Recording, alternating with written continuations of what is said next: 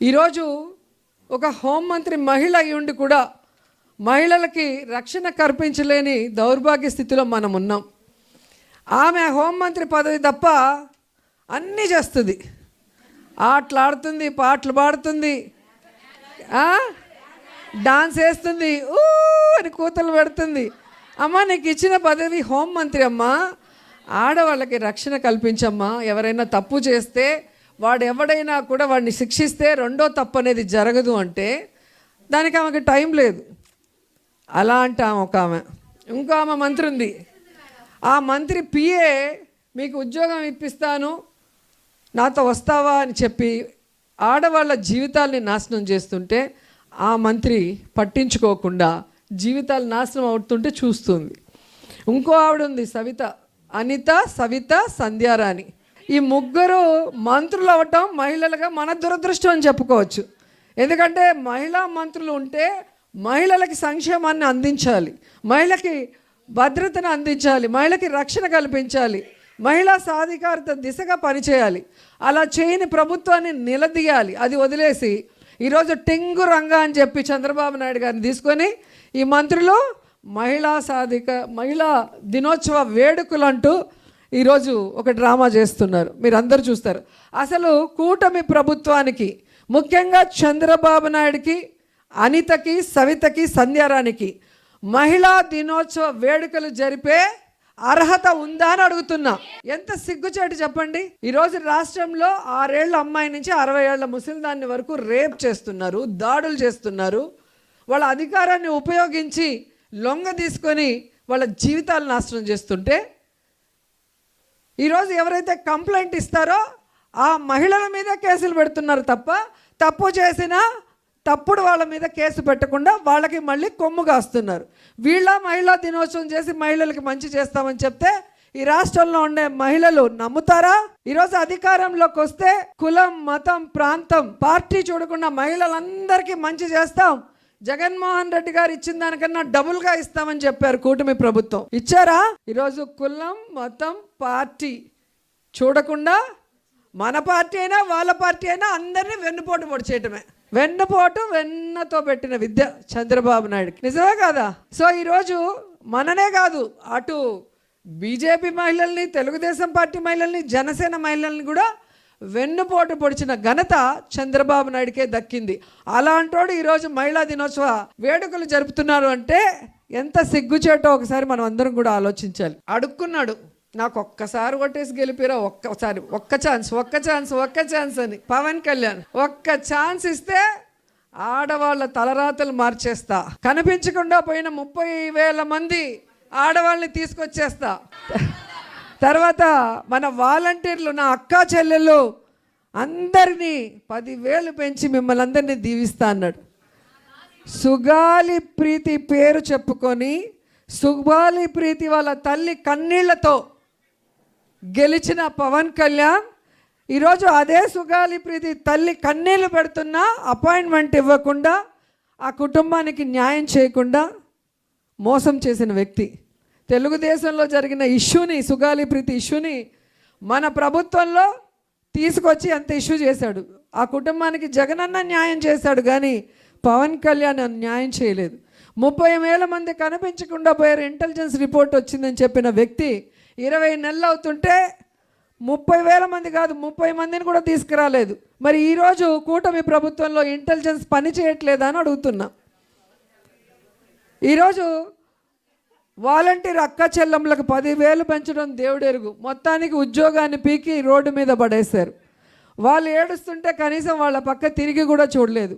ఇలాంటి వాళ్ళకి మహిళా దినోత్సవ వేడుకలు జరుపుకునే అర్హత ఉందా అని అడుగుతున్నా. మొన్న అసెంబ్లీలో ఒక మాట మాట్లాడటం మీ అందరూ చూశారు. మన పవర్ ఏంటో చెప్తున్నాను. వైఎస్ఆర్సీపీ పవర్ 11 మంది అంటారు. పవన్ కళ్యాణ్ భలే చెప్పాడు, 11 మంది ఉన్న 1100 మంది లాగా వీళ్ళు మాట్లాడుతున్నారు అన్నారు. సో కూటమి ప్రభుత్వం తెలుసుకోవాల్సింది, పంచ పాండవులు కూడా 5 మందే, కానీ 100 మంది కౌరవుల్ని ఎలా మట్టు కరిపించారో మన వాళ్ళందరూ కూడా జగనన్న ధైర్యంతో, జగనన్న ఇన్స్పిరేషన్తో ఎంతమంది ఉన్నామన్నది కాదు, బుల్లెట్ దిగిందా లేదా అనేది ఇక్కడ అసలు విషయం. ఈరోజు మనం ఇంత ధైర్యంగా గర్వంగా ఉండడానికి కారణం ఏంటి? జగనన్న ప్రతి కుటుంబానికి, లబ్ధిదారులు అయితే చాలు, పేదవాళ్ళు అయితే చాలు, వెల్ఫేర్ కానీ హౌసింగ్ కానీ ఏ విధంగా ఇంటి వద్దకే వాళ్ళ అకౌంట్లకే ఎవరి ఇంటికి పోయి ఏ లీడర్కి కూడా సలాం కొట్టాల్సిన అవసరం లేకుండా ఇచ్చాడు. అలాగే రేషన్ కానీ మెడిసిన్స్ కానీ వారి ఇంటి వద్దకే వెళ్ళి ఇవ్వటం జరిగింది. పెన్షన్స్ వారి ఇంటి వద్దకే వెళ్ళి ఇవ్వటం జరిగింది. ఇవన్నీ ఇచ్చారా లేదా అని మళ్ళీ ఎమ్మెల్యేలని, మంత్రుల్ని, ఎంపీల్ని ప్రతి ఇంటికి గడప గడపకి మన ప్రభుత్వం ద్వారా అందరినీ కూడా వెళ్ళి చూడటం జరిగింది. సో అందుకే ఈరోజు ఈవీఎంల వల్ల మనం ఓడిపోయినా మనం గ్రామాల్లోకి వెళ్తే గ్రామం గ్రామం మన చుట్టూ తిరుగుతుంది. మనం చేసిన మంచి వాళ్ళు గుర్తుపెట్టుకున్నారు. కానీ తెలుగుదేశం వాడికి ఈరోజు గ్రామాల్లోకి కానీ వార్డులకు వెళ్ళే ధైర్యం ఉందా? కొడతారా లేదా? అది కూడా పాత చెప్పుతో కొడతారు, కొత్త చెప్పు వేస్ట్ అని చెప్పి.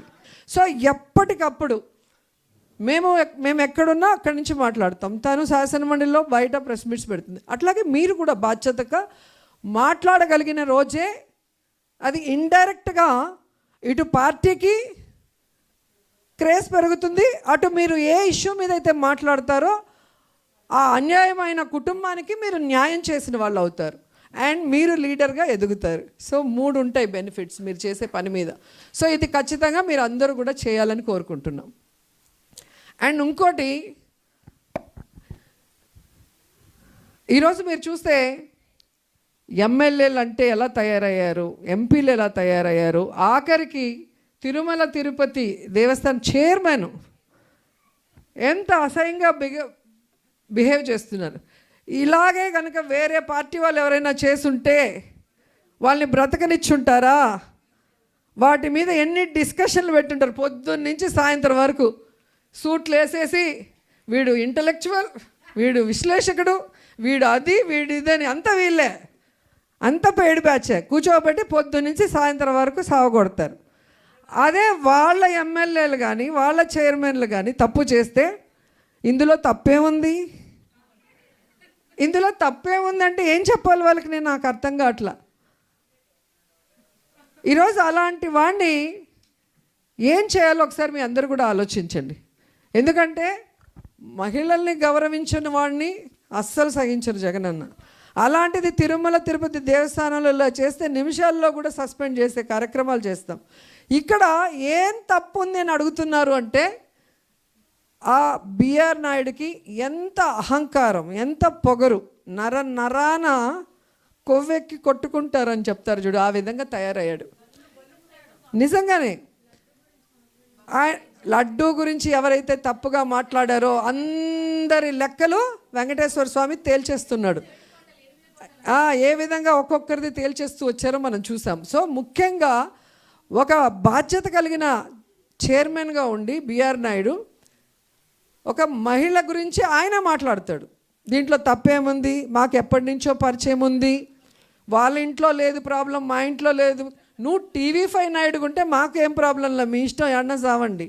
కానీ టీటీడీ చైర్మన్గా ఉన్నప్పుడు ఇంతవరకు ఏ దేవాలయంలో కూడా ఇలాంటి చైర్మన్, ముఖ్యంగా టీటీడీ చైర్మన్గా ఉన్న వాళ్ళ మీద ఇలాంటి వీడియోస్ కానీ ఇలాంటివి వచ్చింది దాఖలాలే లేవు.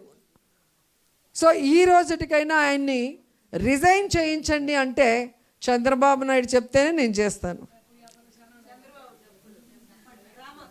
అదే అంటున్నా, ఆ ఆడియో నాయుడు, ఈ వీడియో నాయుడు ఎప్పుడు మాట్లాడుకుంటారో ఎప్పుడు చేస్తారో తెలియదు. ఇలాంటి విషయాలు వచ్చినప్పుడు మనం అందరం కూడా గట్టిగా పోరాటం చేయాలి. ఇప్పుడు మేము ఒక్కరమే చేస్తే అది అవ్వదు.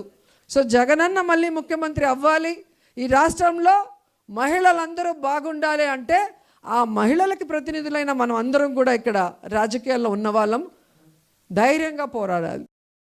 హిట్ టీవీ యాప్, ఇందులో short news, live news, entertainment shows, movies, digital magazines తో పాటు మీ జిల్లా వార్తలను కూడా ఫ్రీగా చూడొచ్చు. ఇంకెందుకు ఆలస్యం, వెంటనే హిట్ టీవీ యాప్ ని డౌన్లోడ్ చేసుకుని ఫ్రీగా ఎంటర్టైన్మెంట్ పొందండి. Hit TV app. Hit TV app. Please download Hit TV app. Hit TV app ని ఫ్రీగా డౌన్లోడ్ చేసుకొని ఎంజాయ్ చేయండి. మీకు నచ్చిన ఎంటర్టైన్మెంట్ కోసం హిట్ టీవీ యాప్ ని ఫ్రీగా డౌన్లోడ్ చేసుకుని ఎంజాయ్ చేయండి. హిట్ టీవీ యాప్ ని డౌన్లోడ్ చేసుకుని ఆస్వాదించండి, ఆశీర్వదించండి. ఇంతమంది సెలబ్రిటీలు హిట్ టీవీ యాప్ ని డౌన్లోడ్ చేసుకోండి అని చెప్తున్నారంటే ఎంత మంచి యాప్ ఆలోచించండి. అమెరికా అమెరికా అమెరికా అమెరికాలో చదవాలనుకునే వాళ్ళకి విశ్వసనీయమైన పేరు మన శౌర్య కన్సల్టెన్సీ. UK లో 1 year masters. UK లో 1 year masters. 2 years work permit up to 5 years visa. Contact Saurya Consultancy. Contact 89851 89851.